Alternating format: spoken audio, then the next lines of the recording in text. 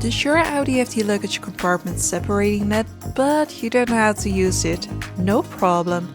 Just watch this video and I will show you in a few simple steps how to set up the luggage compartment separating net in your Audi. But first, help us grow this channel by clicking on the subscribe button. Open the rear hatch of your Audi. On the ceiling near the back seat you will find these holders to secure the luggage compartment separating net. Lift the luggage compartment separating net and insert both upper fastening pins of the net into the holders and press them forward until they are engaged. You're now set to go. Thank you for watching this video and don't forget to click on the subscribe button to see more VAG Car Tutorials.